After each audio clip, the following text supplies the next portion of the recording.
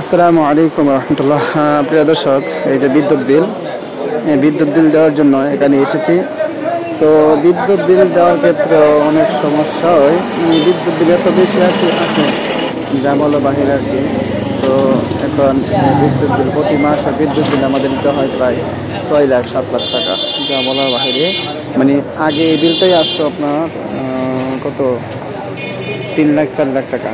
তো এখন বাড়তে বাড়তে এখন এই বিলটা দিতে হয় 6 লাখ 7 লাখ টাকা, এই অবস্থা। এরপরে এসে দেখেন কত সিরিয়াল, এইভাবে সিরিয়ালে আসার পর আরেকটু বিরক্ত লাগে।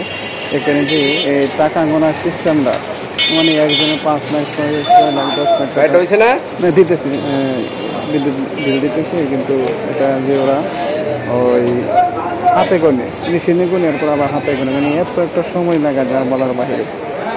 6 লাখ টাকা বিদ্যুৎ বিল দিতে আপনার সময় লাগা প্রায় কত 20 মিনিটের মতো সময় লেগে যায়, যা বলার বাইরে। দেখেন কত সিরিয়াল।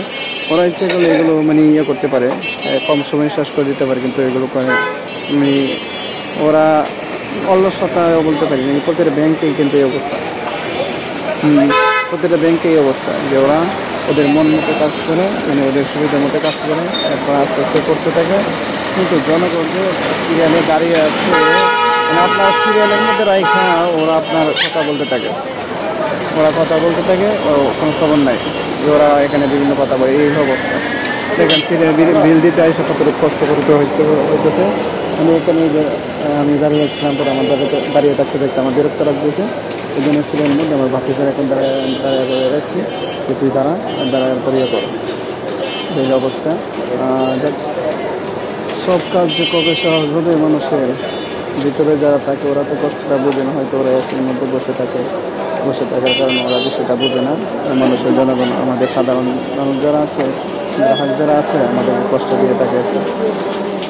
তো ওদেরকে মাঝে মাঝে না এই সিরিয়ালের মধ্যে দাঁড় করে দেওয়ার দরকার, যে দাঁড়াও এখানে, কতটুকু কষ্ট কতটুকু বিরক্তকর এই বিষয়টা দাঁড়িয়ে দেখো, ঠিক আছে?